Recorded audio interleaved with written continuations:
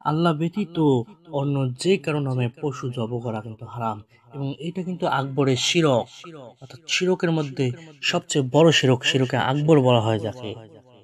আল্লাহ তাআলা এই বিষয়ে বলেন, আপনার প্রভুর উদ্দেশ্যে সালাত আদায় করুন এবং জবে করুন, অর্থাৎ আল্লাহ ব্যতীত অন্য কারো নামে জবে করা যাবে না। সব উদ্দেশ্য হবে একমাত্র মহান রব্বুল আলামিনের উদ্দেশ্যে। রাসূলুল্লাহ সাল্লাল্লাহু আলাইহি ওয়াসাল্লাম বলেন, যে ব্যক্তি আল্লাহ ব্যতীত অন্য কারো নামে জবে করে তার উপর আল্লাহর লানত। জবের সঙ্গে জড়িত হারাম দুই প্রকার: আল্লাহ ছাড়া অন্যের উদ্দেশ্যে জব করা, অমুক পীরের উদ্দেশ্যে জব করা, তমুক পীরের উদ্দেশ্যে জব করা, অমুক বাবার উদ্দেশ্যে জব করা, এবং আল্লাহ ব্যতীত অন্যের নাম নিয়ে জব করা। উভয় প্রকার জবকৃত পশুর গোশত খাওয়া হারাম। এটা হারাম, এটা খাওয়া যাবে না। জাহিলি আরবে জিনের উদ্দেশ্যে প্রাণী জব করা ছিল, যা আজও কিন্তু বিভিন্ন দেশে এটা চালু রয়েছে।